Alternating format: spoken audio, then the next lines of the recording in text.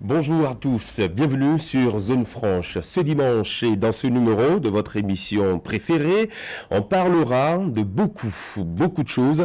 On parlera de ce courant politique, de cette idéologie qui prône l'unité et la solidarité entre les peuples africains, les invitant à protéger les intérêts du continent en parlant d'une seule et même voix.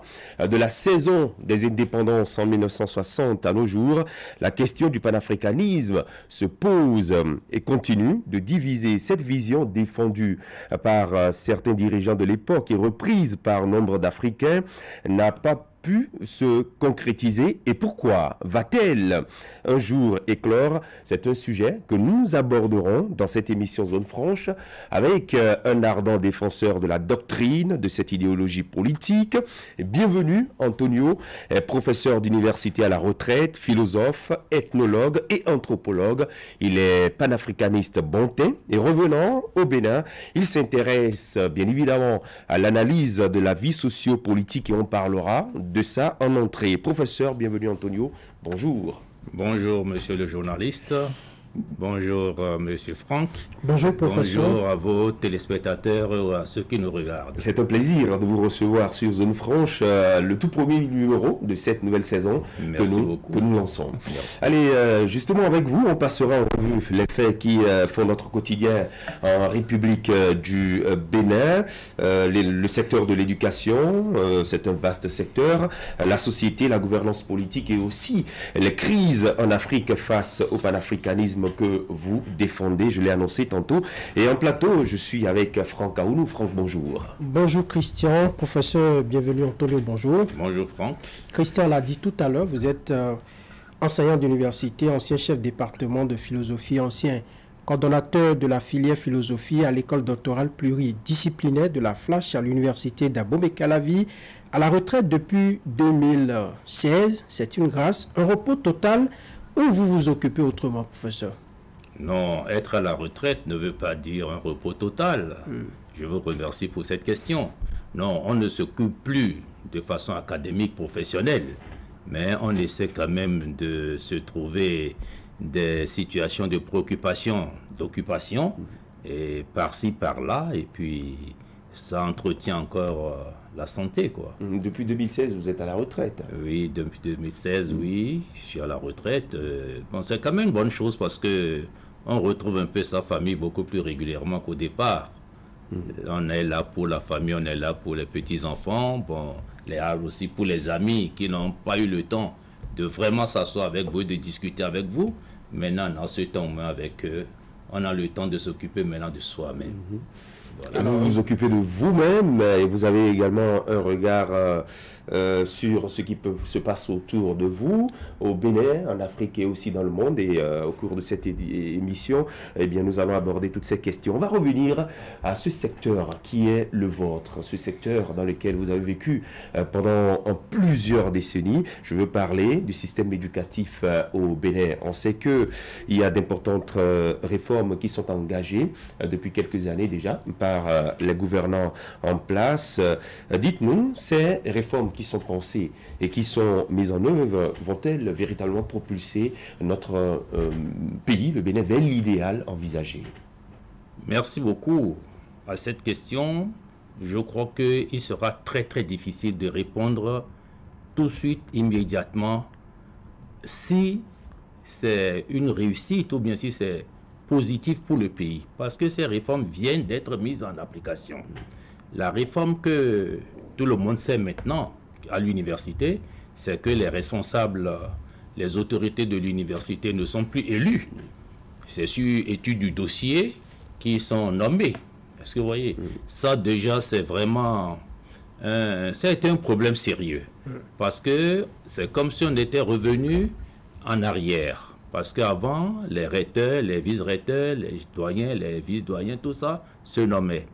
Maintenant que, à un moment donné, avec la démocratie, on a démocratisé l'université, c'est les enseignants eux-mêmes, avec quelques groupes d'étudiants responsables, qui élisent maintenant leurs responsables. Donc c'est les enseignants, tout grade confondu, qui élisent le recteur, le vice-recteur, bon, tout ça. Mais après un temps, on est revenu maintenant à une nomination après étude sur dossier et avis consultatif du CNE, du Conseil national de l'éducation. Bon, maintenant c'est trop tôt pour tirer des conclusions. Attendons pour voir les objectifs auxquels le gouvernement veut parvenir pour voir si ces réformes vont vraiment y aider, quoi. Mais déjà, est-ce que c'est un recul, comme l'affirment certaines langues, parce que les gens estiment qu'il faut laisser la communauté universitaire choisir ses dirigeants? Bon, vis-à-vis des réformes, on est un peu réfractaire au départ. C'est clair parce qu'on a une sorte de... On est dans une routine qui nous met dans un état de conformité habituel.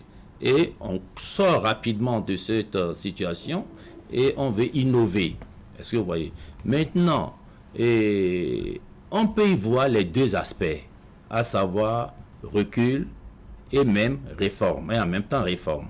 Recul, oui, parce que maintenant, on ne nous consulte plus. Ça veut dire que les enseignants, le corps universitaire, la société universitaire n'est plus consulté pour apporter sa voix, son choix sur celui qu'il veut.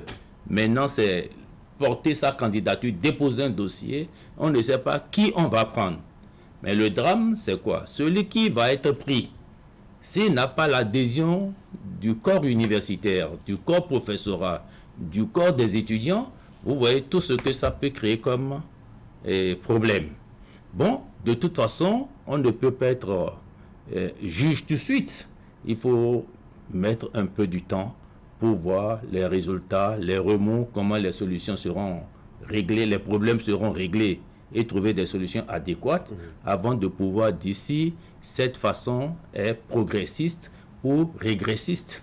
Voilà ce que je peux dire pour le moment. Mais nous observons, nous regardons. Vous regardez justement, est-ce que vous avez un regard aussi sur ce qui se passe au niveau un peu plus bas, l'enseignement maternel et primaire par exemple, l'enseignement secondaire avec tout ce qui a été engagé comme différentes réformes pour accompagner l'école, pour changer un peu la manière de faire les choses? Disons que ce qui gêne immédiatement aujourd'hui, quand on aborde ce domaine-là, c'est que le profil du Béninois qu'on veut avoir pour demain, ce n'est pas défini. On se dit, mais on fait toutes ces réformes pour mouler quel Béninois, quel jeune Béninois voudrons-nous avoir? Parce que vous voyez. Mais néanmoins, on peut ne pas vous dire, on peut ne pas nous dire le Béninois, le type de Béninois qu'on veut former, mais à la pratique, à la longue, on verra le résultat pour dire, ah, c'est le type du Béninois qu'on veut nous former. Si c'est ça, bravo. Ou si ce n'est pas ça, ayons le courage de revenir derrière. Maintenant, dans le corps enseignant, il y a un problème. Aujourd'hui, on utilise des bases où, n'est-ce pas, les jeunes diplômés, licenciés, maîtrisards s'inscrivent. Et l'État... Ces bases de données... L'État va puiser dedans pour boucher des trous. Mais entre prendre dans cette base de données et aller sur le terrain, il y a un vide. Il y a le vide de la formation professionnelle. Parce que le jeune a le savoir, a la science. Mais est-ce qu'il a la technique de la transmission du savoir? La pédagogie, c'est ça qui pose problème réellement.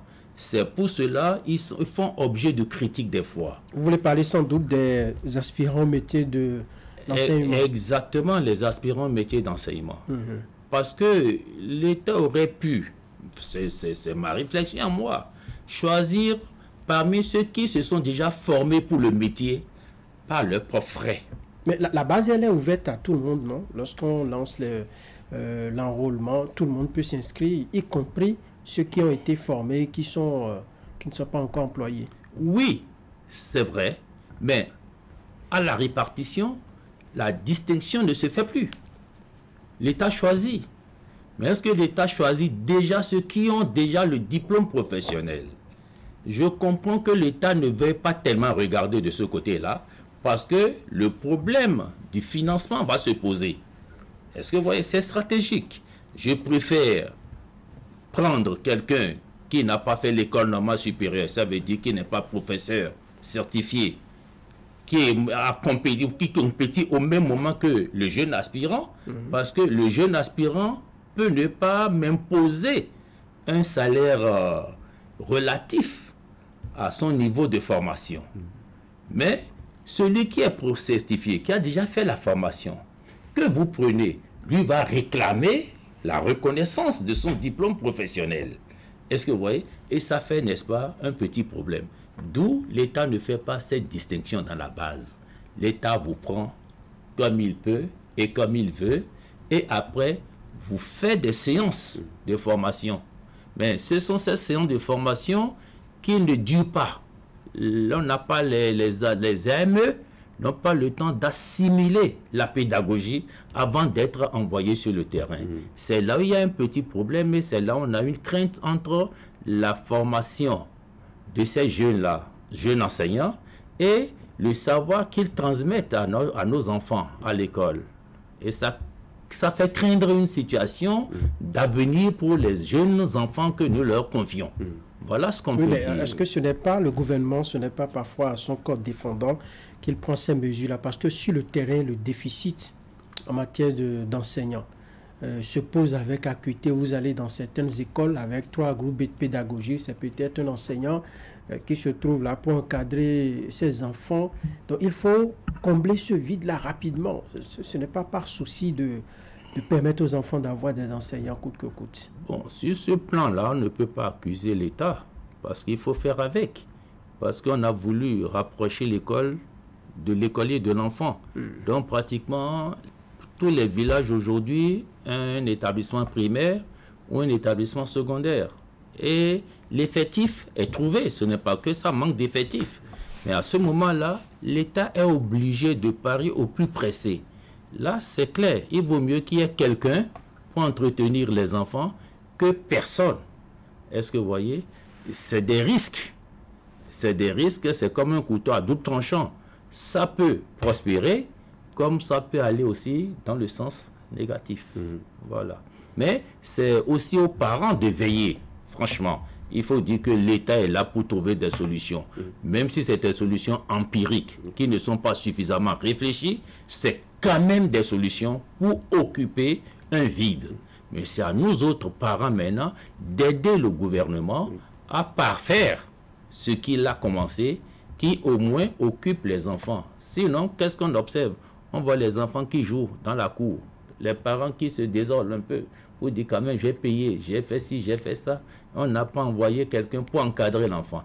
Là, nous parlerons en termes d'encadrement de l'enfant, mais pas enseigner l'enfant, parce que enseigner, c'est tout un art, c'est toute une profession, et c'est un métier qu'il faut apprendre. Voilà, le gouvernement, en cherchant des solutions, a quand même trouvé juste de mettre en place le Conseil national de l'éducation. Est-ce que vous le voyez véritablement bien faire depuis que ce conseil est installé? D'abord, l'éducation en elle-même n'est pas un objet facile. Ce n'est pas un domaine facile. C'est très complexe, l'éducation. Le mot, même s'il fallait l'éduquer, nous n'allons pas perdre le temps ici pour définir l'éducation, mais ça a tellement de sous-groupes. Le CNE, c'est-à-dire le Conseil national de l'éducation qui est là, je crois qu'elle donne des avis consultatifs et non décisionnels, parce que la décision revient à l'État. Mais leur avis est déjà suffisamment significatif pour que, n'est-ce pas, l'État puisse dire « je ne me trompe pas en validant leurs propositions ». Et ce n'est pas c'est des connaisseurs qui sont là. C'est vrai, ils n'ont pas le même niveau de formation, ils ne sont pas peut-être de même obédience intellectuelle, donc c'est toute une diversité en un. Et je crois que c'est ça qui peut profiter aussi à l'État, parce que si on peut parler d'unique voix, ça peut ne pas être positif. Mais si toute une diversité du primaire, du secondaire, du supérieur, tout ça c'est mis ensemble, au moins on aura une suite dans les idées, du primaire jusqu'à l'université, en passant par le secondaire. Je crois que le CNE a sa valeur d'être quand même... Alors, un mot rapidement, hein. D'ici à 10-15 ans, comment voyez-vous le système éducatif béninois, de la maternelle jusqu'au supérieur? Je crois que sur ce plan, il y a une réforme qui me fait plaisir. Parce que cette réforme-là, revient à la structure de l'école nouvelle, c'est-à-dire il faut des écoles professionnalisées, des écoles métiers comme j'aime les appeler, quoi, où en fait l'enfant qui rentre dans cette école aujourd'hui sort avec une spécialité professionnelle. C'est là la naissance des lycées techniques, les lycées de métiers, etc. Et ça va continuer à l'université. Ce qui va permettre quoi? Ce qui va permettre que le jeune ne peut plus être au chômage. Il peut s'auto-employer parce qu'il a un savoir-faire. Après quelques années de formation. Après quelques années de formation, du primaire jusqu'au supérieur. Parce qu'aujourd'hui, si vous faites le bilan, c'est souvent à l'enseignement supérieur que la quantité des étudiants, n'est-ce pas, au chômage grimpe. Parce que quoi? Les filières ouvertes à l'université ne le sont pas proportionnellement à la demande du marché. On nous a laissé la liberté d'aller dans les filières voulues. C'était bon en notre temps. Parce que aussitôt fini les études supérieures, vous êtes consommable sur le terrain tout de suite. Mais aujourd'hui, ce n'est plus ça. Et l'État ne peut plus consommer les 4 000, les 5 000 enseignants, étudiants, probables enseignants, parce qu'ils n'ont pas le métier, n'ont pas été formés dans le système d'enseignement. Or, si l'université, et c'est peut-être l'effort qu'il va falloir faire, il va falloir peut-être faire une mutation à l'université pour que les filières qui vont vers l'enseignement puissent être en même temps professionnalisées. Comme ça, l'étudiant à l'université sait déjà au moins comment enseigner, c'est-à-dire a déjà la pédagogie. Voilà. De façon générale, là, l'État peut, juste à la fin de leur formation, combler les vides, être sûr qu'il aura un bon résultat, de très bons résultats. Au fur et à mesure, faire les recyclages. Exactement, de temps en temps, les recycler, une fois 2 mois, enfin 15 jours, 1 mois sur 3 de vacances, pour, comme ce que les gens font à l'université. Périodiquement, les gens vont se recycler en France, et ils ont cette possibilité, mais on ne peut pas faire bénéficier de cette situation-là à tous les enseignants du secondaire, c'est trop. Voilà. Mais on peut le faire sur le plan national de temps en temps. D'accord.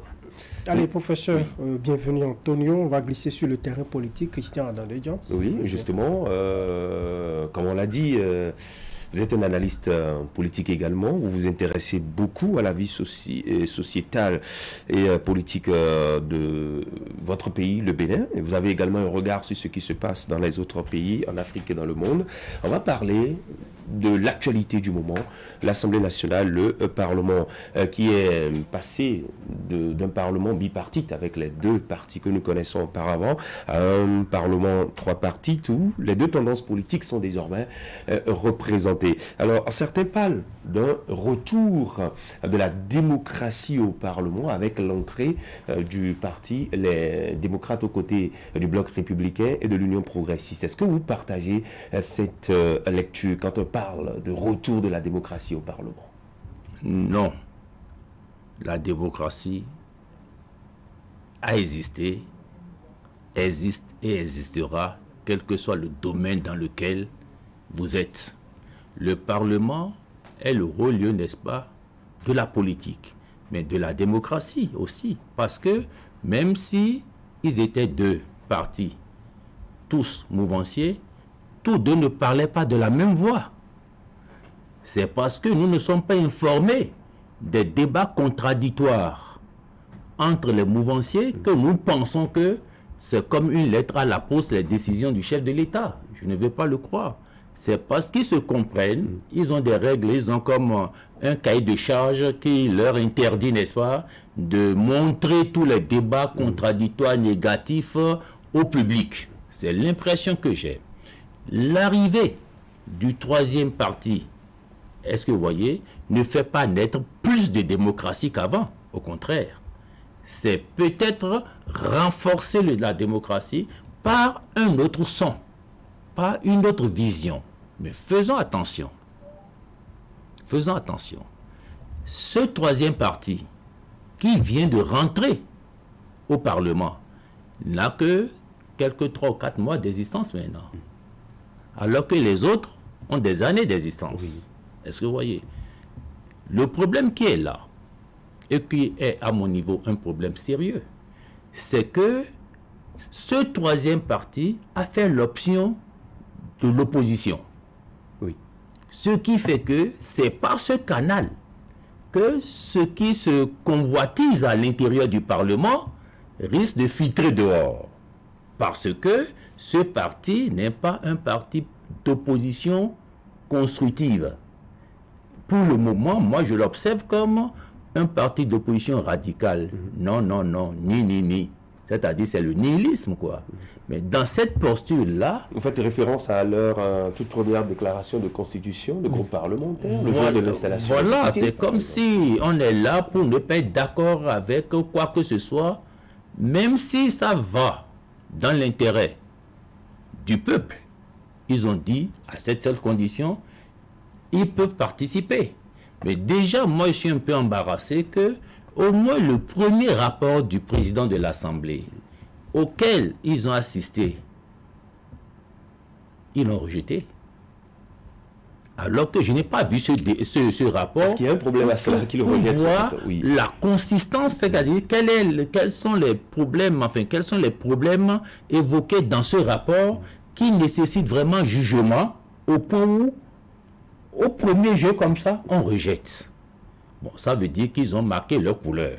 Nous ne sommes pas là. On connaissait leur couleur déjà avant. Oui, enfin, ils veulent marquer leur territoire. C'est ce que je voudrais dire. C'est-à-dire, nous ne sommes pas là pour dire oui. Et pour vous, ce n'est pas la bonne formule? Non. En matière de démocratie, ce n'est pas la bonne formule. Qu'est-ce qu'ils auraient pu faire, à votre avis? Au moins, le premier rapport, sur ce premier rapport, le comportement aurait été collaboratif. On voit, on peut émettre des réserves, mais voter quand même. Au lieu d'aller directement, frontalement dire, nous n'en voulons pas. Parce qu'en réalité, dans cet hémicycle-là, quel est le parti qui a le plus de problèmes à défendre? Ce n'est pas les deux. Ce n'est pas l'UPR, le Renouveau, ou bien l'UP, le Renouveau, c'est ça? Oui, l'UP. Et le BR. C'est en fait les démocrates qui ont des problèmes vraiment sociaux à résoudre. Pourquoi? Parce que ce sont les leurs qui ont des problèmes en fait politiques. Est-ce que vous voyez? Donc, s'ils veulent qu'on trouve une solution de sortie, une porte de sortie immédiatement, c'est d'aller vers un consensus. Est-ce que vous voyez? C'est de faire des compromis, mais compromis raisonnables. Vraiment raisonnables. Peut-être qu'à leur Oui. là-bas, ils trouveront le moyen de le faire. Mais c'est un peu curieux lorsque vous dites que il y avait toujours démocratie au Parlement. Oui.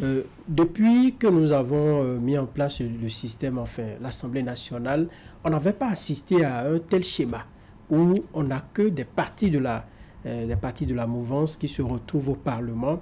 Cela a été comme un coup d'arrêt. Depuis que le Parlement existe, nous avons vu avec les parlements antécédents où, lors d'une législature, on avait vu un groupe G13, des groupes qui faisaient le contrepoids et ça faisait bouger le Parlement. Les débats qui étaient faits étaient vraiment dynamiques.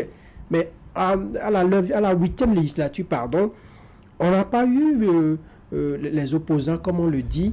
Ça ne gêne pas. Mais la charte des partis, c'est de là il faut partir. Vous êtes en train d'interpeller une situation alors que cette situation a été l'objet, n'est-ce pas, des lois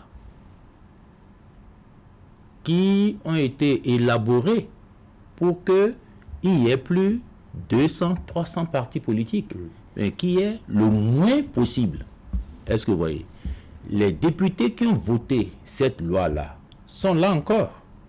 Et ceux qui se sont conformés à ces lois-là, en se réformant, il n'y a que 2 qui ont pu répondre aux exigences de cette loi-là. Ceux qui n'ont pas pu répondre à ces exigences de ces lois-là se sont retrouvés un peu comme hors la loi. Excusez-moi l'expression. D'où, n'est-ce pas, ces 2 partis qui ont été au Parlement n'auront pas d'autre comportement que d'aller dans le sens de celui qui a produit, ou bien celui qui a proposé la loi, et que la loi soit promulguée. Dans ce sens-là, vous ne pouvez pas vous attendre à ce qu'il y ait des contradictions flagrantes, des batailles, des rejets systématiques de tout, puisqu'ils sont là pour accompagner l'auteur de cette loi, bien celui qui a proposé cette loi-là, ça veut dire le président de la République. Est-ce que vous voyez? Mais je ne veux pas croire que, en leur propre sein, tout est nickel, tout est beau, tout est vraiment je t'aime moi non plus. Je ne suis pas au Parlement. Vous aussi, vous n'êtes pas au Parlement. Oui, vous n'assistez pas, vous n'assistez pas aux réunions internes, notamment entre le président et eux. Maintenant que nous avons une nouvelle donne qui est là, qui sont les démocrates, oui. Alors attendons-nous et observons. Alors devrait-on parler d'erreur de départ avec déjà ce rejet de ce rapport d'activité du président de l'Assemblée nationale, alors que vous l'avez dit tout à l'heure dans vos propos, que c'est le parti qui a beaucoup plus de problèmes. On fait référence à cette proposition de loi d'amnistie qu'ils ont sous la main. Stratégiquement, on peut l'interpréter comme une erreur de départ. Parce que collaborer ne veut pas dire se renier. Je collabore parce que, en réalité, posez-leur la question sur quoi vous vous êtes battu pour rejeter ce rapport. Je ne l'ai pas lu, mais je ne vois pas quelle activité ils ont eu à faire en 3 mois pour que les côté, ils n'ont pas digéré la constitution des commissions permanentes, par exemple à l'Assemblée nationale. Ça, c'est leur problème à l'interne, c'est les tests qu'il faut revoir. Là, maintenant, vous me poser la question de savoir quelle est la validité des tests. Ça veut dire quoi? Ça veut dire que au moment où les deux parties étaient seulement les deux parties de l'hémicycle, ils ont eu le temps de produire des tests qui les conservent, qui sauvent leurs intérêts. Maintenant qu'un troisième parti est intervenu, ça veut dire que les tests sont à relire.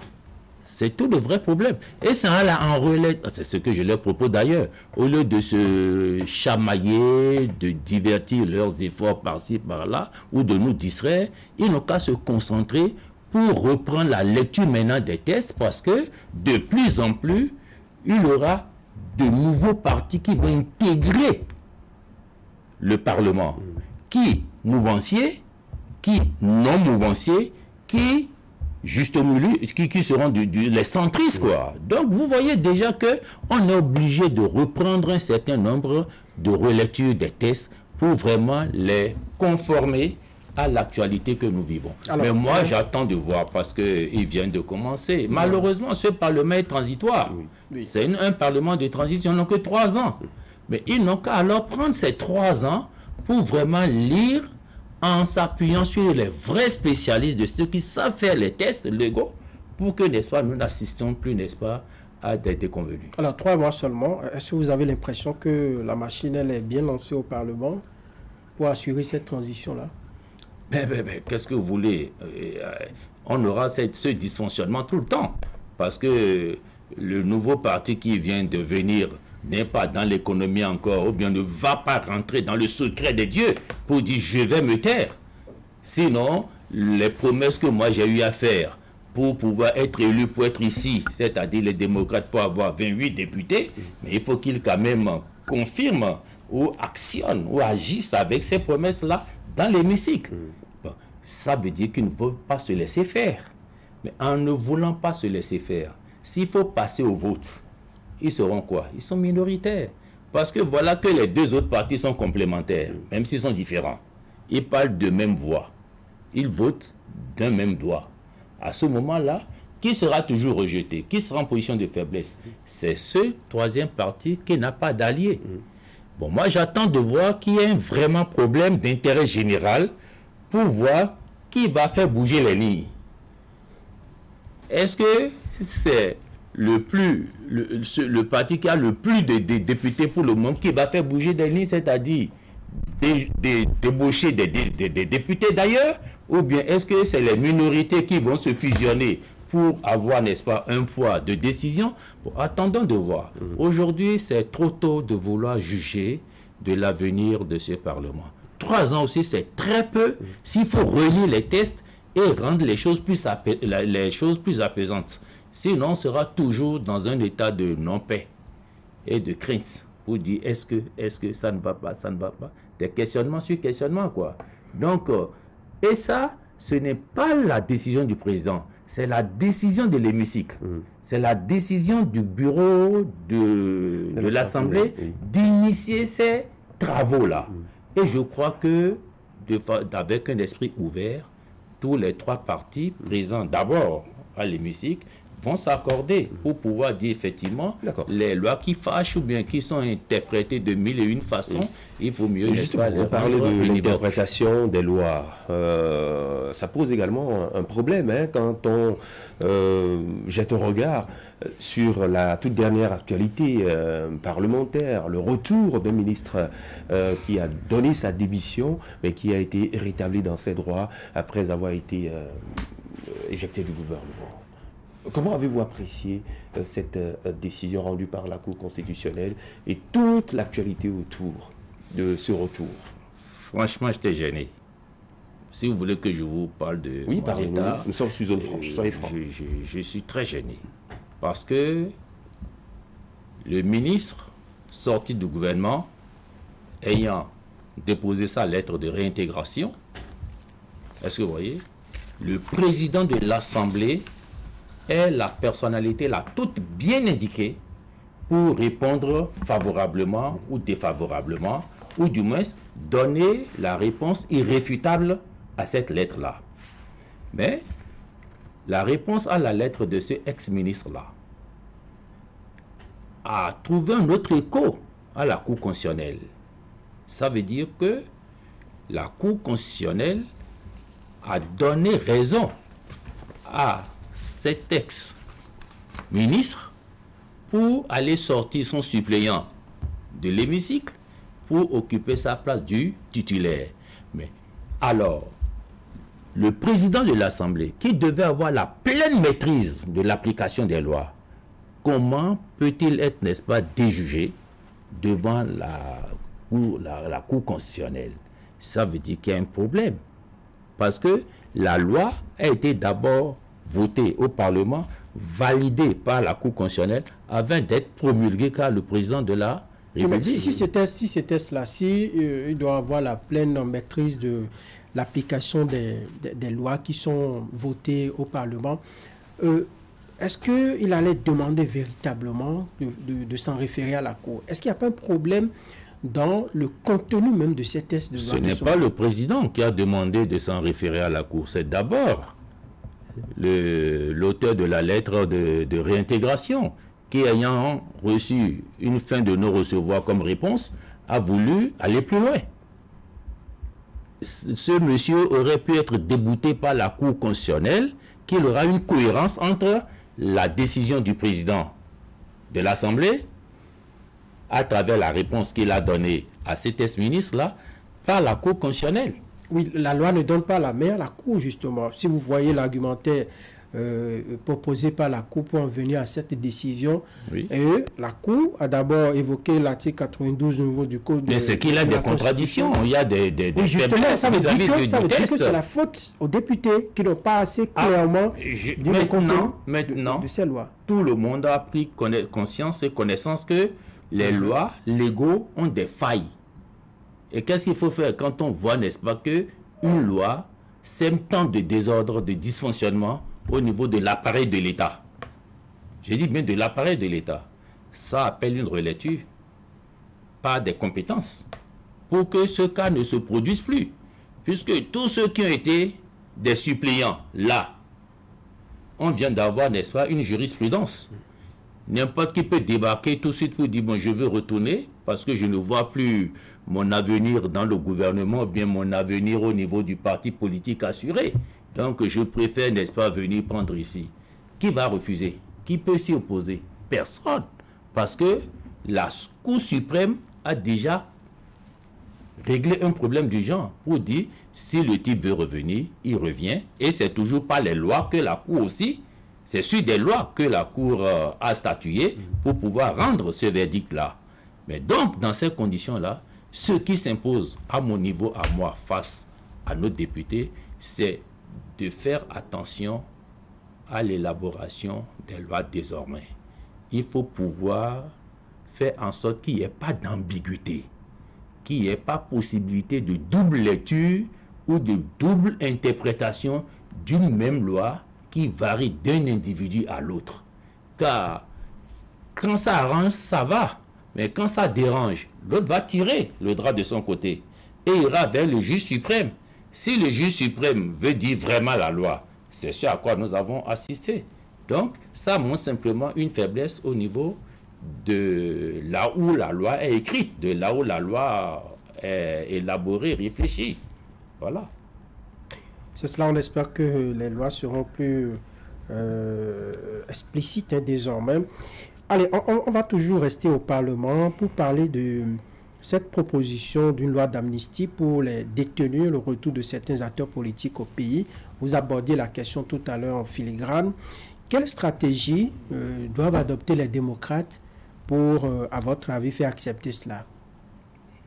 C'est une question complexe.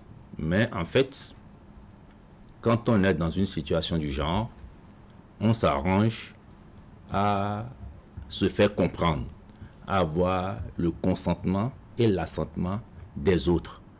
Parce que si la loi n'a pas eu la majorité absolue, elle ne sera pas votée. Or, c'est eux, à l'hémicycle, qui proposent l'amnistie. Est-ce que vous voyez?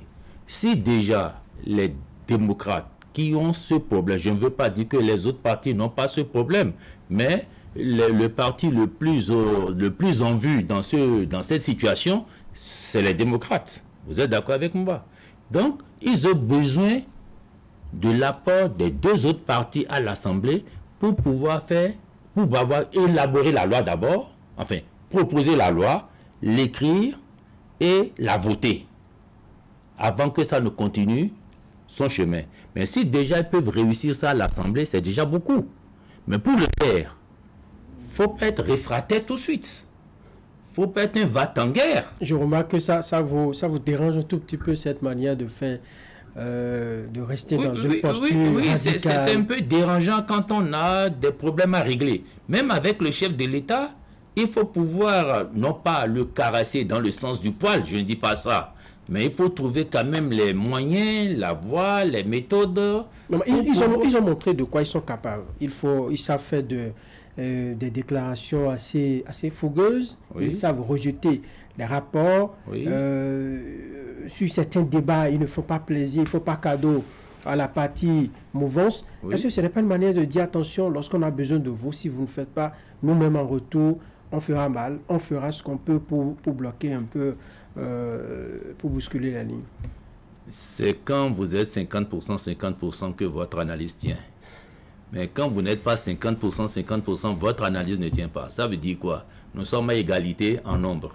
Maintenant, il faut que quelqu'un s'ajoute d'un côté ou de l'autre côté. Donc, il aura la guerre de qui va être acheté. Je mets l'expression acheté en griffe.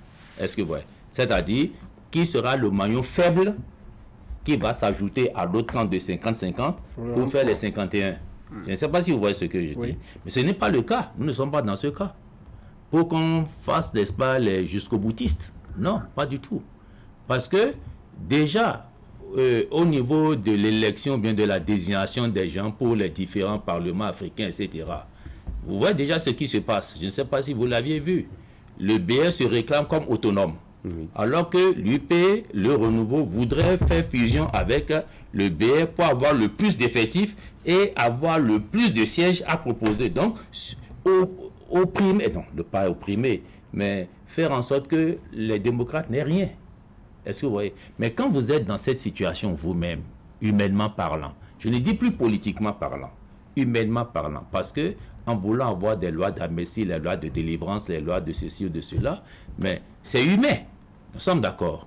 Du point de vue légal, tout le monde est dans son couloir, tout le monde tient bon dans son couloir, mais c'est l'humanisme qu'il faut. Il faut un humanisme pour régler le problème politique au niveau de la société. Mais c'est vous qui êtes des demandeurs. Les autres sont des mouvanciers, ils ne sont pas demandeurs.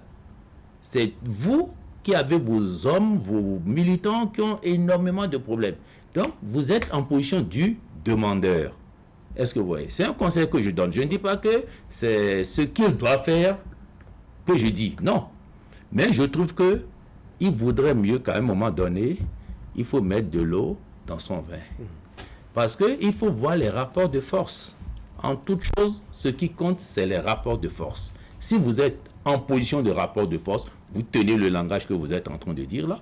Mais si vous n'êtes pas en rapport de force, vous modelez votre langage, votre discours. C'est ce que je peux dire. Alors, on a dit politique et on a parlé également de société. Vous suivez de près le débat en cours sur ce qui est envisagé, la limitation des naissances en République du Bénin. Le gouvernement qui réagit par son porte-parole pour dire que non, le gouvernement ne veut pas limiter les mandats, mais il faut qu'on se pose un certain nombre de questions. Combien d'enfants on est en capacité de faire et comment on pense les entretenir? Alors, quand vous observez un peu tout ce qui se dit autour de la question, faut-il envisager cela?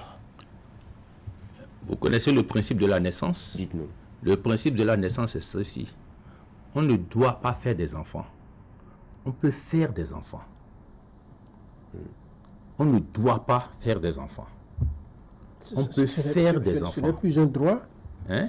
Non. Vous n'êtes pas obligé de faire un enfant obligatoire. Ce n'est pas un devoir de faire un enfant. C'est une possibilité de faire un enfant. C'est quand vous avez la possibilité de faire un enfant que vous allez le faire. Ça veut dire que on va dire, mais lui s'est marié depuis 10 ans, il n'a même pas encore un enfant, comme si c'est un devoir, une obligation pour lui d'avoir un enfant. Mais si vous comprenez ce principe, tout est clair. Si vous comprenez ce principe, tout est clair. Je ne veux pas aller dans le sens du malthusianisme, non. Parce que Malthus, lui, allait même jusqu'à exténuer des classes sociales pour que la bourgeoisie trouve toujours son pain, son beurre et son vin. Est-ce que vous voyez? Donc, moins il aura de population qu'il faut entretenir, plus la bourgeoisie va s'installer. Ce n'est pas ce cas de figure ici. Le cas de figure ici, nous ne sommes pas encore trop surpeuplés en Afrique pour dire qu'il va falloir limiter les naissances. Mais l'observation de la société, moi, me fait dire à des fois, parce que j'observe cela, les gens vous amènent 2, 3 enfants derrière pour dire, bon, Foufou, est-ce que tu peux nous trouver quelque chose pour les enfants? Vous vous posez la question, mais qui est ton mari? C'est pour cela, le principe de naissance, c'est on ne doit pas faire des enfants. On peut faire des enfants. C'est dans ce sens-là que je prolonge le débat. Et donc vous êtes en phase avec le gouvernement puisqu'il n'a pas dit, je ne veux pas vous faire, n'est-ce pas, de la vasectomie. C'est-à-dire, je ne veux pas rendre les hommes stériles. Il n'a pas dit. Il a dit limiter les naissances. Mais ça, c'est le planning, ça. C'est les démographes. Ce n'est même pas le gouvernement qui doit dire ça. C'est la société elle-même qui doit se juger pour dire, mais attendez, tous ces commandeurs, tous ces jeunes que je vois qui n'ont pas de quoi manger, parce que leurs géniteurs ne devaient pas les faire, non, ne pouvaient pas les faire, mais les ont fait par devoir de procréation. Non, c'est pas bien. Il y a quand même un comportement de la possibilité d'avoir des enfants qui prime. Et non, le devoir, le je dois avoir d'enfants, ce n'est pas le principe de naissance. Il faut changer les mentalités. Exactement. Alors, on va aller sur le continent avec ces actualités que nous suivons. Il y a comme, quand vous observez bien, une crise sociopolitique, non, sur le continent. Lorsque vous voyez dans certains pays, c'est vrai que l'insécurité est venue s'ajouter un peu. Mais à la tête de certains pays, on a vu récemment des coups d'État qui ont été perpétrés, les régimes démocratiquement élus ont été balayés. Le cas par exemple au Mali, le cas au Burkina Faso, en Guinée par exemple. On n'est pas en crise là, à votre avis? Bon, attendez, il y a quelque chose. Je voudrais être franc avec vous.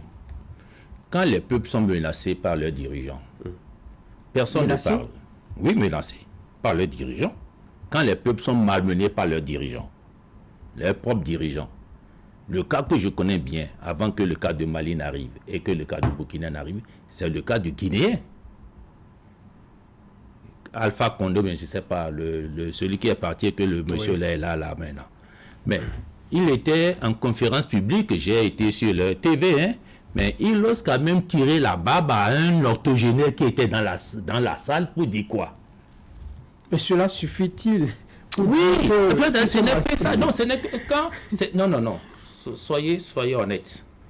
Il y a des dirigeants qui, après campagne élue,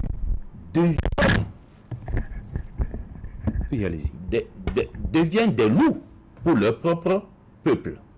Et quand le peuple crie au secours, ça ne va pas, ça ne va pas, ça ne va pas, personne ne dit rien. Mais quand l'armée prend ses responsabilités pour dire « je vais libérer le peuple », mais quand le coup d'État est fait, le peuple acclame. Et quand c'est bien dirigé, bien fait, le peuple soutient. Mais pourquoi vous, organisme régional, sous-régional, n'entendez pas le cri de détresse de ces populations, mais c'est lorsqu'on destitue un régime que vous commencez par créer pour dire à ceci, à cela. Mais l'armée, en prenant le pouvoir, en arrivant dans ces conditions, a-t-elle véritablement les solutions qu'il faut quand elle prend le pouvoir? Mais vous pensez que dans l'armée, il n'y a que des cancres? Pensez-vous vraiment que dans l'armée, il n'y a que des cancres? Vous ne pensez pas que dans l'armée, il y a des professeurs agrégés en médecine? Des professeurs agrégés, n'est-ce pas, dans d'autres disciplines, le droit, tout ça là. Vous pensez que l'armée n'a pas le cadre qu'il faut et vous ne pensez pas que l'armée, c'est le dernier recours. Chacun joue son rôle dans la République, non? Et ils sont faits pour rester... C'est l'idée que nous avons fini par inculquer à nous-mêmes, profanes, et nous l'avons accepté, parce que le rôle de l'armée, c'est les frontières. Nous sommes d'accord. Maintenant, quand celui que je mets là devient un loup pour moi et que ma souffrance, je la crie, personne ne m'entend. Mais il faut bien sûr que quelqu'un m'entende un jour pour dire qu'effectivement cette population la souffre. Et tant que nous ne sommes pas dans cette situation, l'armée ne peut pas intervenir, je suis d'accord. Mais lorsque vous serez dans la situation de l'impossible, qu'est-ce qui va se passer? Quand nos responsables, bien, certains chefs d'État deviennent, n'est-ce pas, des dictateurs réellement, est-ce que vous voyez? Qu'est-ce que vous voulez? Le peuple, après tout, c'est lui qui a le pouvoir. Mais si un coup d'État survenait et que le peuple ne trouvait pas son compte, c'est ce peuple même qui va destituer le responsable de ce coup d'État, fut-il même un général. C'est clair dans ma tête. Alors vous trouvez que c'est un échec des gouvernements civils et à un moment donné, l'armée est appelée à prendre ses responsabilités. D'autant plus que les civils qui sont aux affaires, est-ce que vous voyez, à des moments donnés, n'écoutent pas leur peuple, se séparent radicalement de leur peuple. Et on se demande si c'est vraiment nous là qui les avons élus comme ça, nos représentants. Puisque entre ce qu'ils nous ont dit, je dis nous, dans l'impersonnel, hein, et ce à quoi on assiste, il y a quand même un fossé énorme. Est-ce que vous voyez? Maintenant, ce qui est derrière ça, allons directement à l'essentiel pour en finir un peu avec ce débat-là, c'est que on a vu que certains chefs d'État qui sont là sont téléguidés depuis l'extérieur. Et leur comportement, heureusement, au Bénin, on n'en voit pas vraiment les effets de façon flagrante. Ça veut dire que nous sommes encore dans ce que le président fait nous arrange. Vous nous renvoyez au Burkina, au Mali, au Burkina. Oui, voilà. Par exemple. Est-ce que vous voyez? Avec le sentiment anti-français qui est développé aujourd'hui, de plus en plus. La France, c'est la France elle-même qui sème le désordre pour pouvoir arriver chez vous, parce que vous avez un seul riche dont il a besoin. Mais le seul qui n'est pas riche, vous voyez la France où? Vous voyez la France vous trouvez un maillon faible qu'il faut financer, armer pour faire, n'est-ce pas, le désordre. Vous l'avez vu où? Le Congo est riche. La République démocratique du Congo est très riche. On peut profiter de Rwanda, de ceci, de cela, et soutirer les ressources premières de leur sous-sol. Mais c'est ça que la France sait faire aujourd'hui. C'est ce que les jeunes ont observé, que la France vient récupérer les matières premières de l'Afrique mais ne nous donne pas plus la possibilité d'aller en jouer avec eux là-bas. Vous pensez que si vous déposez un dossier pour avoir un visa pour la France aujourd'hui, s'il n'est pas professionnel, vous l'aurez. Vous ne l'aurez pas. Même si vous remplissez toutes les conditions, vous ne l'aurez pas.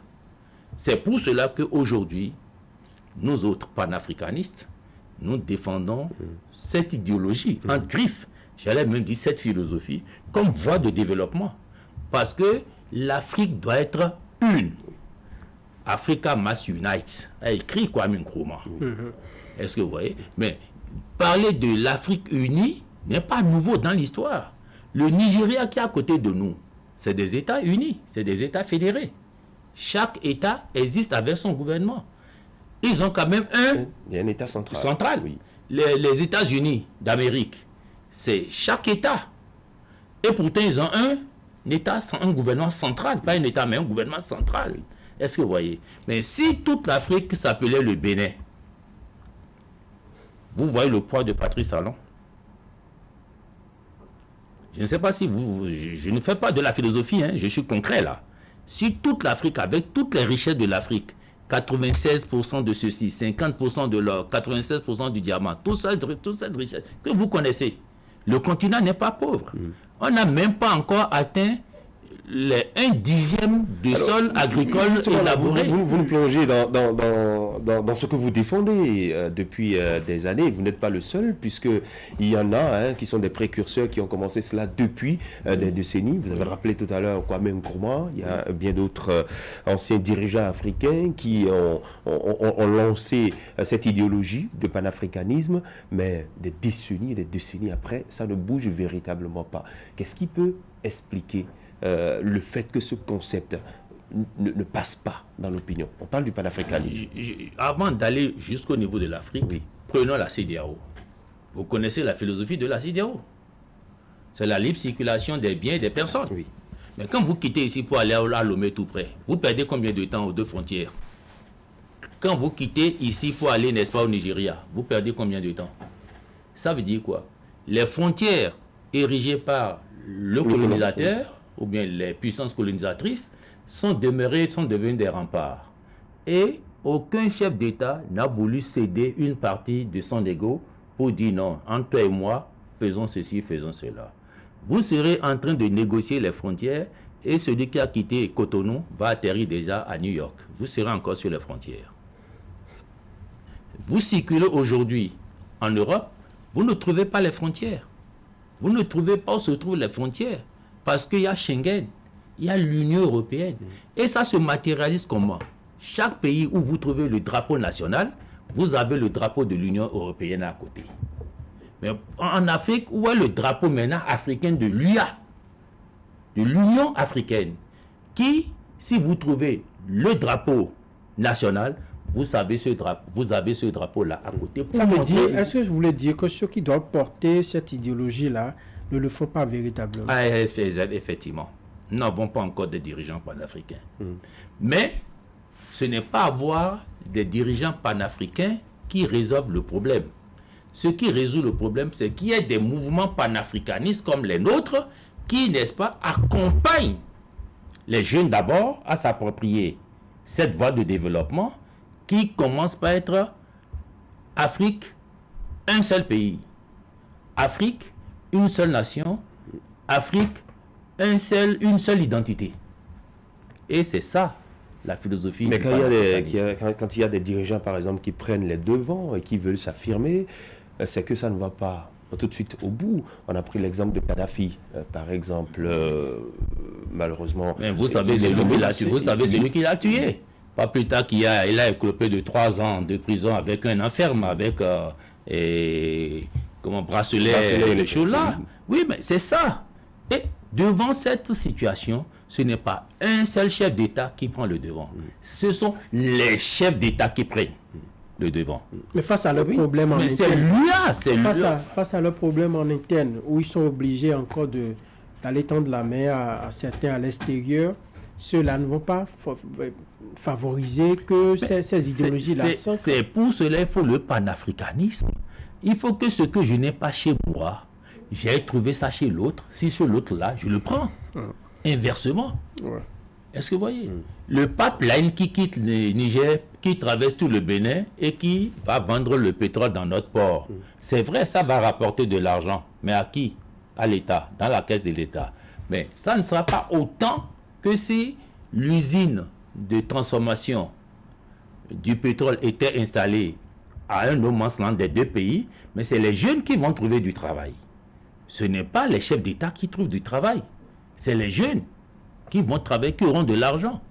Mais au Nigeria, dans d'autres pays africains, on peut s'entendre pour effectivement créer l'histoire de Glo là. Oui, la zone industrielle de Glo, qui est ouverte à toutes les nationalités du monde. Ça, j'allais dire, c'est la mondialisation qui est à Glo. C'est-à-dire, vous êtes américain, si vous voulez venir remplir les formalités, vous vous installez. Mais c'est la jeunesse béninoise qui trouve du travail. Bravo, ça je soutiens. Mais il faut qu'il y ait ça un peu partout en Afrique, pour que la libre circulation des jeunes d'un pays à l'autre, qui ont ces compétences, ne soit pas objet de négociations. Ça sera simplement objet de formalités administratives à remplir, et c'est bien. C'est ce que nous autres panafricanistes. Sinon, si c'est à chaque État de s'autogérer, de voir ses problèmes à l'interne et de vouloir s'en sortir sans voir ses voisins, ou bien ne s'entendant pas avec ses voisins, qu'il ira voir en ce moment-là. Il va sortir de son pays, il ira dehors. Mais la main qui demande est au-dessous de la main qui donne. Et c'est la main qui donne qui dit voilà ce que j'attends de vous. Mais au retour, si le peuple n'est pas d'accord avec vous, vous allez procéder by forcing pour pouvoir imposer à ce peuple ce que vous avez reçu comme commandement de l'extérieur. C'est ce que les Maliens ont compris, c'est ce que les Burkinabés ont compris, et c'est ce que l'Afrique entière doit comprendre désormais. Mais il y a un travail, oui. Nous sommes dans les dernières secondes de cette émission. Oui. Qui porte aujourd'hui le lead du panafricanisme? Et il y a des chefs d'État. Il y a des chefs d'État, malheureusement, qui ne sont pas soutenus et qui ont peur de s'afficher comme tel. Même le président de la République, Patrice Guillaume Talon, ce n'est pas le titre que tu portes comme panafricaniste qui fait de toi un panafricain. C'est les actes que tu poses. Regardez, il a posé au moins 2 petits actes. Je fais 10 petits. Le déplacement de monuments aux morts français à la place du jardin Mathieu, obélisque désormais pour les dévouer à la nation. Qui pouvait faire ça avant la Révolution? Même pendant la Révolution, on vient déposer les gemmes à la place des martyrs. Et après, Kérékou, on est retourné à Lakodji. Même le premier quinquennat du président Talon, le dépôt des gemmes se faisait à Paklodi. Mais il a osé quand même. Mais lors d'une conférence de presse, je ne sais pas, il a parlé du franc CFA. C'est vrai, il n'a pas été très péremptoire, il n'a pas été percutant, mais il a dit aussi, il faut savoir, mais comment vous êtes indépendant depuis longtemps et la monnaie que vous utilisez s'appelle CFA. Je ne vais pas définir le CFA ici, parce que ça me fait honte, moi, d'être indépendant et d'utiliser le CFA. Et le CFA n'a pas même valeur quand vous êtes en Afrique de l'Ouest que quand vous êtes en Afrique centrale. Et nous sommes quoi dans ça? Et ce CFA est garanti par le Trésor européen, français, avec depuis 2010, 50% de pertes sur le CFA. Donc l'Afrique ne gagne pas du tout à conserver le CFA, bien la zone du CFA ne gagne pas du tout à conserver, n'est-ce pas, cette monnaie-là. Enfin, ça, on peut revenir parce que c'est tout un débat. Voilà. Professeur, bienvenue Antonio. Je précise que vous êtes enseignant d'université, ancien chef département de philosophie, ancien coordonnateur de la filière philosophie à l'école doctorale pluridisciplinaire de la FACH de l'université d'Abomey-Calavi. À la retraite depuis 2016, vous avez bien voulu passer ici pour aborder quelques sujets avec nous. Nous avons parlé entre autres de l'enseignement, des réformes dans l'enseignement, on a parlé politique, nous sommes allés sur le continent, on a parlé de cette idéologie, le panafricanisme, on a fait un peu le tour du baobab, comme on le dit. Professeur, merci pour votre disponibilité. Merci de m'avoir invité. Et c'est vrai que c'est beaucoup de tours sur des thèmes, sur des sujets qui peuvent être traités seul à seul pendant une émission. Je vous remercie de m'avoir permis, n'est-ce pas, de partager avec vous mes idées sur cette thématique-là que vous avez mis, qui sont vraiment d'actualité. Ces thématiques sont vraiment d'actualité et chaque thème mérite maintenant d'être encore approfondi.